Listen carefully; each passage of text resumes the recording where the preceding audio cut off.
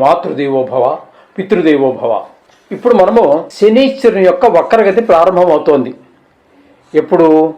July 27న ప్రారంభమై August, September, October, November, December 9వ తారీఖు వరకు కూడా వక్రగతిలోనే సంచారం చేస్తూ ఉన్నారు. అర్థమైంది కదండి. ఈయన ఇప్పుడు ప్రస్తుతం మీనరాశిలో ఉన్నారు. ఆ మీనరాశిలో ఉండి వక్రగతి ప్రారంభమయ్యి సుమారుగా 136 రోజులు, అంటే 4 నెలలు, 4 3 12, 4 నెలలు ఏమండి, 16 రోజులు. అంటే ఒకరోజు కొన్ని నెలల్లో 31 రోజులు ఉండొచ్చు, కొన్ని నెలల్లో 30 రోజులే ఉండొచ్చు. ఏదేమైనా మనం రోజులు లెక్క పెట్టుకోవడమే బెటర్. 136 రోజులు వక్రగతిలో సంచారం చేస్తూ ఉన్నారు. ఈ వక్రగతి సంచారం వలన చాలామంది మన యూట్యూబర్స్ అడిగారు, కొంతమంది ఈ మన జాతకం మీద ఎక్కువ దృష్టి పెట్టి చూసేటటువంటి వారు కూడా వక్రగతి వల్ల వచ్చేటటువంటి ఫలితం ఏంటి అని చెప్పేసి, చెడు ఫలితం వస్తుందా మంచి ఫలితం వస్తుందా అని చెప్పి చాలా మంది దగ్గర నుంచి వందలాది ఫోన్లు రిసీవ్ చేసుకున్నాను. దాని గురించి ఈ యొక్క వీడియో చేయాలనిపించింది, చేస్తున్నాను. కొంచెం జాగ్రత్తగా వినండి. ఇది కేవలము యూట్యూబ్లో మా ఛానల్ అనుకరించే వాళ్ళే కాకుండా కొంతమంది జ్యోతిష్యులకు కూడా ఉపయోగపడవచ్చు అని నా అభిప్రాయం. అది ఉపయోగపడితే చాలా సంతోషం కూడా. కాబట్టి ఇది కొంచెం జాగ్రత్తగా వినవలసినటువంటి విషయం. ఇక్కడ ఈయన మొత్తం మీద 136 రోజులు సంచారం చేస్తున్నారు. నిజానికి ఎప్పటి నుంచి ప్రారంభమవుతోంది? మనం జూలై 27న వక్రగతి ప్రారంభమవుతోంది. ఆ రోజున మీకు ఇంచుమించుగా ఇంతవరకు ఎవరు చెప్పనటువంటి విషయాలే చెప్తున్నాను అనుకుంటున్నాను. తెలియదని కాదండి, వాళ్ళకి తెలిసి ఉండొచ్చు కాక, సమయాభావం కావచ్చు, మరి ఏదైనా కారణం కావచ్చు, వాళ్ళు చెప్పి ఉండనటువంటి విషయాన్ని మీకు నేను తెలియజేస్తున్నా. ఆ రోజున శని భగవానుడు 20 డిగ్రీల్లో ఉన్నాడు, మీనరాశిలో 20 డిగ్రీల్లో ఉన్నాడు. అక్కడ నుంచి వక్రగతి ప్రారంభమయ్యి డిసెంబర్ 9 వరకు వక్రగతిలో ఉంటున్నారు. ఆయన వెనక్కి నడుస్తున్నారు. వక్రగతి అంటే ఏంటి? ముందుకు వెళ్ళడం కాకుండా వెనక్కి రావడం. అలా వచ్చి ఎక్కడి వరకు అంటే డిసెంబర్ 9వ తారీఖు వరకు. అక్కడికి వచ్చినప్పటికి 20 డిగ్రీల్లో ఉన్నాడని మొదట మనం చెప్పుకున్నాము కదా. ఆ 20 డిగ్రీ నుంచి 13 డిగ్రీల్లోకి వస్తున్నారు. అంటే ఇవన్నీ ముందు నడుచుకుని వెళ్ళిపోయారు ఆయన. ఈ 13 డిగ్రీ నుంచి అలా ముందుకు వెళ్ళిపోయి 20 దగ్గరకు వెళ్ళారు. ఆ వెళ్ళినటువంటి ఆయన మళ్ళీ వక్రగతి కారణంగా, అంటే నిజానికి వక్రగతి అంటూ ఉండదు, అది మనకి కనిపించే విధానం. ఎందుకంటే ఒక్కొక్క గ్రహానికి ఒక్కొక్క ఓర్బిట్ ఉంటుంది కాబట్టి ఆ ఓర్బిట్లో తిరిగినప్పుడు చిన్న ఓర్బిట్ ఉన్న గ్రహం త్వరగా ముందుకు వెళ్తుంది కాబట్టి ఇది వెనక్కి వెళ్ళినట్టు కనిపిస్తుంది. కానీ నిజానికి ఏ గ్రహానికి కూడా వక్రగతి అనేది రాహుకేతువులు తప్పితే దేనికి లేదు. కాబట్టి ఇక్కడ శనీశ్వరుడికి వక్రగతి లేదు, కానీ వెనక్కి వస్తున్నట్టుగా మనకు కనబడుతుంది. కాబట్టి ఫలితాల్లో కూడా మార్పులు ఉంటాయి. ఎంతవరకు ఉంటాయి ఫలితాల్లో మార్పులు అన్నట్టయితే, 13 డిగ్రీల నుంచి 20 డిగ్రీల వరకు వెళ్ళాడు కదండి. ఈ ఫలితాలన్నీ అతని అనుభవంలోకి వచ్చేసాయి. ఏ జాతకుడైతే ఉన్నాడో ఆ జాతకుడికి శని ప్రభావం వల్ల వచ్చినటువంటి ఫలితాలు మంచి కావచ్చు, చెడ్డ కావచ్చు, అనుభవంలోకి వచ్చాయి. కానీ ఇప్పుడు 20 నుంచి మళ్ళీ 13కి వెనక్కి వస్తున్నాడు కాబట్టి ఈ అనుభవించినటువంటి అనుభవాలు ఏవైతే ఉన్నాయో అవి మరలా పునరావృతం అవుతాయి. అయితే ఇక్కడ చాలామంది, నేను యూట్యూబ్లో విన్నాను, చాలామంది చెప్పినటువంటి విషయం ఏంటంటే, వక్రగతి ఉన్నట్టయితే వెమ్మటే ఇంకా ఆలోచించలేదు, వెనక రాశి యొక్క ఫలితాలను చెప్పేస్తున్నారు. అది కరెక్ట్ కాదు. కరెక్టే ఒక రకంగా. ఎలాగా? ఆయన కనుక 13 కూడా కాకుండా ఇంకా వెనక్కి వచ్చి కుంభరాశిలోనికి కుంభరాశిలోనికి మరలా ప్రవేశిస్తే రాశి మారుతోంది, అప్పుడు ఫలితాలు మారుతాయి. ఇప్పుడు 20 దగ్గర ఉన్నది, 13 డిగ్రీలు, 20 డిగ్రీలు ఇవన్నీ కూడా మీనరాశిలోనే ఉన్నాయి కాబట్టి ఫలితం మారేటటువంటి అవకాశం లేదు. కొన్ని సందర్భాల్లో మారుతుంది. ఆయనతో పాటుగా అదే మీనరాశిలో శనితో పాటుగా ఉన్నటువంటి గ్రహాలు ఏవైతే ఉన్నాయో ఆ గ్రహాల యొక్క ఫలితాలు కూడా కొద్దిగా కొద్దిగా మారే అవకాశం, అది కూడా రాశి మారలేదు కాబట్టి ఆ డిగ్రీల్లో వచ్చేటటువంటి తేడాను బట్టి కొంచెం మారే అవకాశం ఉంటుంది. ఆయనతో ఇప్పుడు ప్రస్తుతం ఇక్కడ శనితో పాటుగా మరొక గ్రహం ఏదీ లేదు కాబట్టి దాని గురించి మనం చర్చించవలసినటువంటి అవకాశం కూడా ఏమీ లేదు. ఇది శని యొక్క వక్రగతి, దానివల్ల వచ్చే ఫలితాలు. యాజ్ ఇట్ ఈజ్గా ఎలాగైతే ఉందో అలాగే శని మీనరాశిలో ఉన్నప్పుడు ఇచ్చేటటువంటి ఫలితాలనే మనం చెప్పుకోవాలి. నో డౌట్, మీకు ఏ విధమైన అనుమానము అక్కర్లేదు. అర్థమైంది కదండి. అందుచేత శని భగవానుడి ఫలితాలు మామూలుగా ఉన్నప్పుడు ఏ ఫలితాలు అయితే ఉన్నాయో అవే ఫలితాలనే మనం చెప్పుకుంటున్నాం. ఆయనతో పాటు ఏ గ్రహము లేదు. కానీ మీకు పునరావృతం అవుతున్నాయి. 13లో ఉన్నప్పుడు, డిగ్రీలో ఉన్నప్పుడు ఏ అనుభవాలు ఉన్నాయో 20లోకి వచ్చాక అవన్నీ మీకు అనుభవంలోకి వచ్చేసాయి. కానీ మళ్ళీ ఆ అనుభవాలు పునరావృతం అవుతున్నాయి. ఇది గుర్తుపెట్టుకోండి. ఓకే. తులారాశి వారికి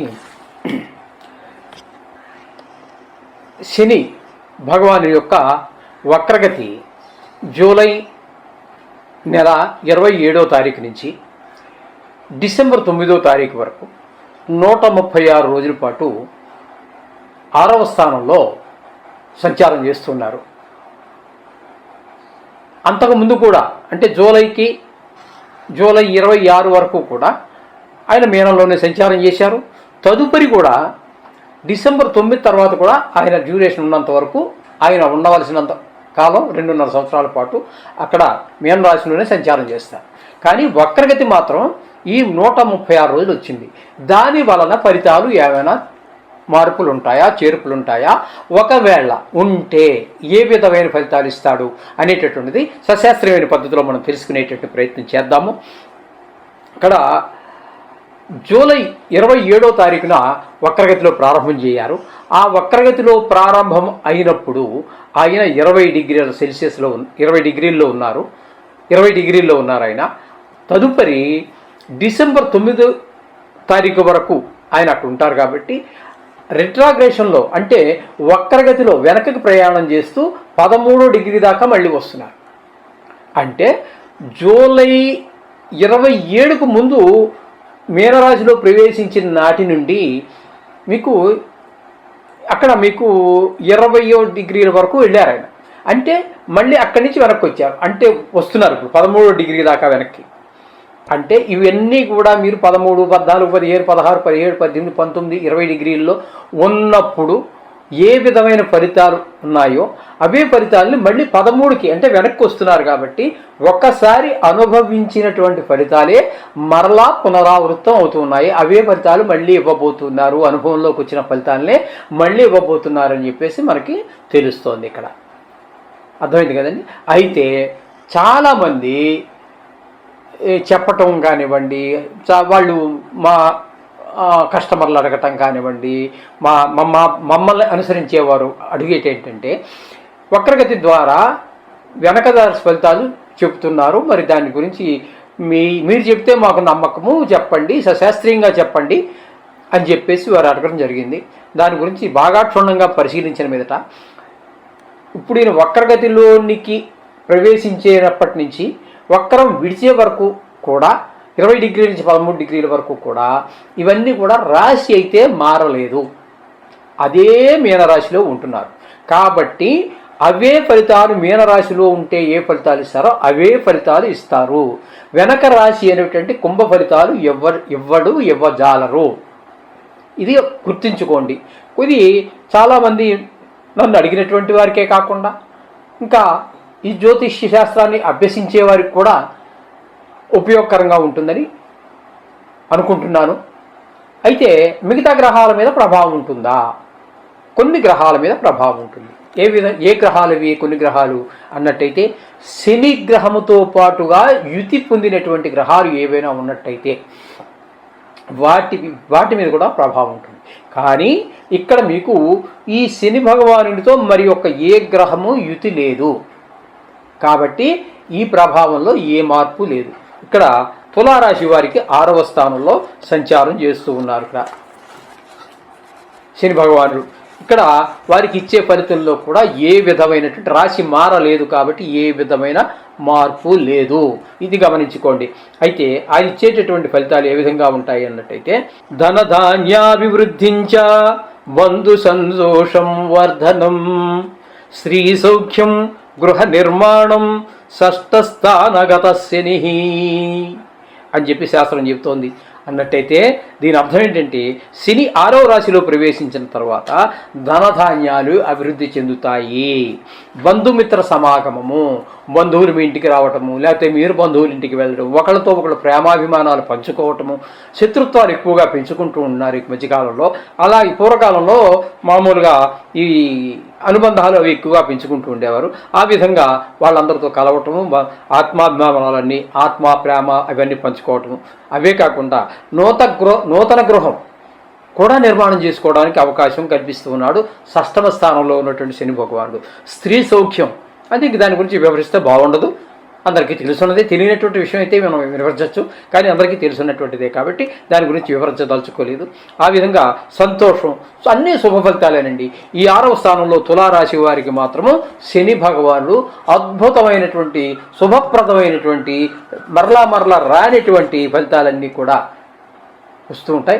అంటే మరలా రావని కాదండి, అంటే మరలా ఆయన ఇక్కడికి రావాలంటే మళ్ళీ 30 సంవత్సరాల కాలం పడుతుంది. ఆ సంవత్సరాల కాలంలో ఆ 30 సంవత్సరాల కాలం తర్వాత మరి వయసు అయిన వారు ఉండకపోవచ్చు, చిన్నవాళ్ళకైతే మళ్ళీ రావచ్చు. అందుచేత చాలా రేరుగా వచ్చేటటువంటి అవకాశాల్లో ఇది కూడా ఒకటే. అందుచేత చాలా మంచి శుభ ఫలితాలు ఇస్తూ ఉన్నారు. ప్రత్యేకించి వీరు ప్రత్యేకంగా ఆయన గురించి ఏ జపశాంతులు అవసరం లేదు.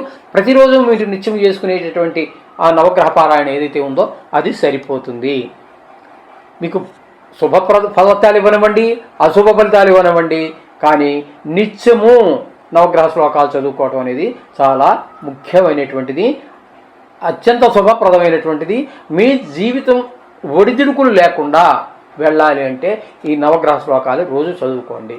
శుభం భూయాత్.